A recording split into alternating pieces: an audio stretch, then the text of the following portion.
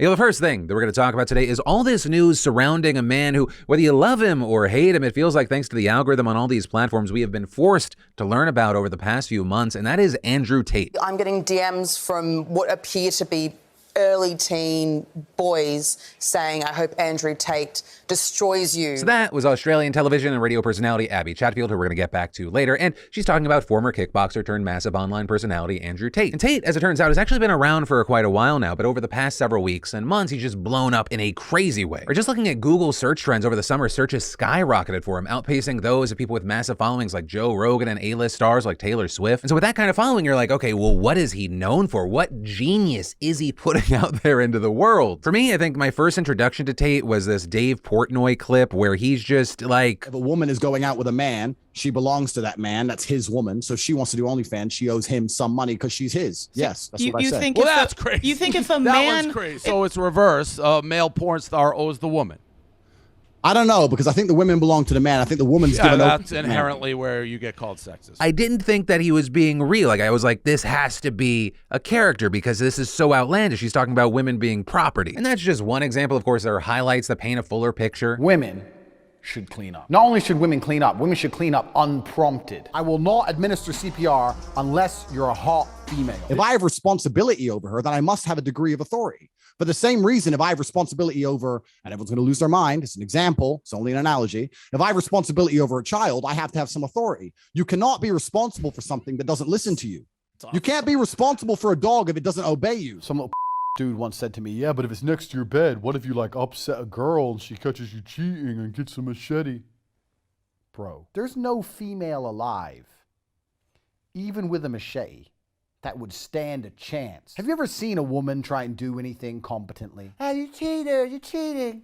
It's bang out the machete, boom in her face, and then grip her up by the neck. Or basically everything's escalating from ugly misogyny to just straight up violence against women. And that stuff's just the tip of the iceberg, right? He said things like victims should bear some responsibility for the violent crime that was committed against them, and has also said that he prefers to date girls that are 18 or 19 so he can make an imprint on them. And that's in addition to some of the creepy stuff he's literally said to girls who are under the age of 18. Once you're 18, if you want to get yourself a real man, I know a guy. There were also reports that the UK was investigating him for abuse allegations, which he has denied. And when he moved from the UK to Romania, he said that 40% of the reason that he moved there is because it's easier to evade charges, saying, I'm not a but I like the idea of just being able to do what I want. I like being free. But also the investigations into him reportedly don't stop in the UK. This because a 21-year-old girl was allegedly being held against her will at his home in Romania. So Tate has denied wrongdoing, but authorities have said that an ongoing investigation includes human trafficking and rape allegations. And so with this, I know a number of you watching are probably like, well, how is he even on a platform? And that is actually one of the more interesting things. He has been banned from Twitter over these views, which once again are only a fraction of his controversial takes. And he isn't even actively on TikTok himself, but instead there are tons of videos of him from other accounts racking up over 11 billion views. And the reports here about how he managed to rack up these views are interesting because one of Andrew Tate's main ventures is called Hustlers University. Now with this, I'll say right at the beginning, it sounds very much like an MLM. I don't know how you say it's not, but as Tate describes it, it's a community where me and dozens of war room members will teach you exactly how to make money. And adding that it gives people access to stock analysis, options plays, crypto analysis, DeFi, NFTs, e-commerce, copywriting, freelancing, affiliate marketing, and more. Saying every professor is verified by me personally. Each one of them is making anywhere from 10K to 500K a month in their select fields, and saying I chose fields that anyone anywhere can do now to get rich. No bull,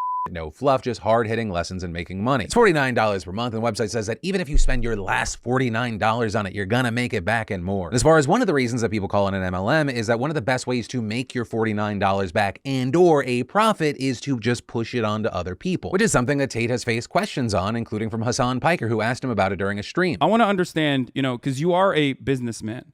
I want to understand how you generate revenue.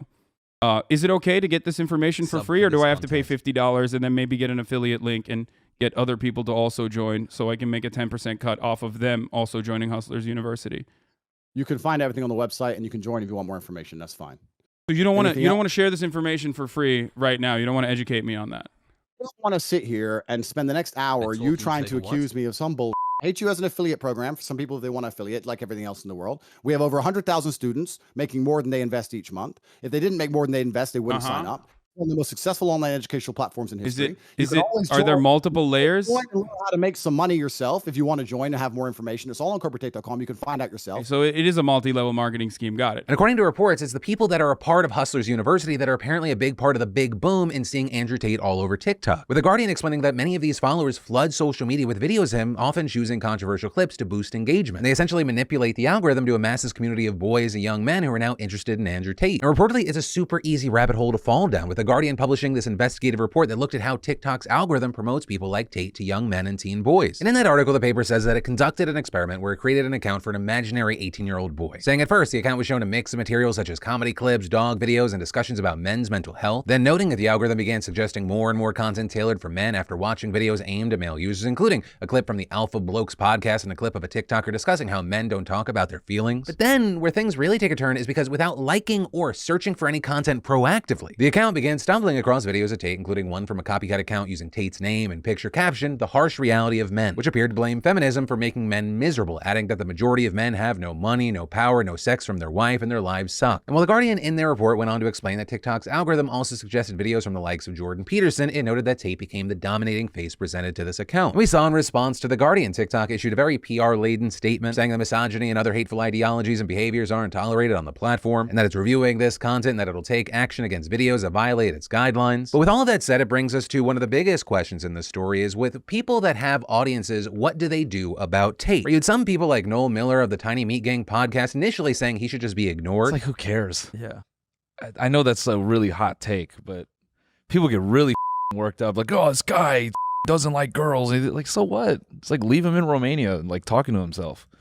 Well, I know, but the problem is he's not in Romania talking to himself. He's talking to millions and millions of kids who all are just eating up everything he's saying. The whole hysteria around him is because everyone's bored and he is not a new thing. Right, so you had Cody Co kind of pushing back, but there was a conversation about people trying to debate him. It's not going to work. With Miller kind of later minimizing Tate's possible influence, and at one point saying that he's not anti-Tate. And very quickly he faced backlash from his audience, with people saying a number of things, including that the world is not taking misogyny seriously. It's turning a blind eye to real issues. Later leading to Miller releasing a statement clarifying that he does not think Tate is a good influence or person, and he's not trying to justify his cultural presence. Miller and Cody Co also saying in a later podcast, "We do not support Andrew Tate." With Miller then apologizing for his ignorance and suggesting that Tate has no influence if you just ignore him, talking about how the consequences are real for the people that Tate's remarks are about. It's easy for us to be like, just tune him out.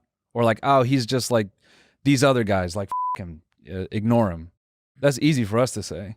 But we're not the women that now go outside and have to deal with like the dudes that are like fans of him or like trying to emulate him. This dude's a tumor. And then continuing to discuss the importance of that perspective, which is something many other people have brought up recently. And even actually Andrew Tate himself has said that the best thing that his critics can do is ignore him. The smartest thing my haters could do is never mention me again. All you are doing is accelerating my endless conquest. And so all of that brings us back to, as promised, Abby Chatfield discussing the situation on a show called The Project. And there she debated what to do about Tate. Right? How can the media productively handle this, especially since she's been asked repeatedly to talk about him, with her saying, I do feel like I really want to ignore him. I want to try and suffocate him with any oxygen in media, because the more that I engage with his content, even to research for a radio segment, if I look at his TikToks or if he's tagged in a TikTok and I look at it for too long, that feeds the algorithm and it spreads it out more to my followers and to the followers that are already engaging in that content. But Chatfield also adding, it is getting a bit too big to ignore now, but I do still fear that if I speak about it to my followers or my listeners on my podcast, it doesn't really achieve anything for me. I'm sure those who are my listeners already feel this way. Right, basically saying at best, someone in her position is speaking in an echo chamber, but at worst, she could be encouraging people to seek out his content, thus promoting it more to the algorithm. But also with this, saying she knows from firsthand experience that Tate's influence is real. Talking about those DMs she gets from teen boys saying they hope Tate destroys her, and adding, I also get comments calling me Abby Tate and comments on TikTok especially. That's where it's really, really right. And she's not alone in pointing out the real-world consequences of Andrew Tate, with Marie Claire putting out a piece saying, women are under threat and we have been for generations. Men like Andrew Tate are making the world even more unsafe for women and girls who are already terrified of becoming another statistic. And so with all of that said, the question I want to pass off to you, I mean, one, any aspect of the story, I'd love to hear from you, but also, what is the right thing to do here if you are anti-Tate? We've talked about a version of this story multiple times, the most recent, though kind of disconnected, expected was the offensive bikini top. Right? It's rageonomics and the backlash economy, where the more people get angry about a thing, the more that thing grows or makes money. And people have had the same debate regarding QAnon or Donald Trump. By covering it or even opposing or debating it, are you just giving it more oxygen? Or if you just try to not talk about it, ignore it, does it just build in the darkness? And because it runs unopposed, more and more people just join. And personally, I don't have the answer, but that's also because I don't think there is an answer for this modern problem. Also, just so we're on the same page,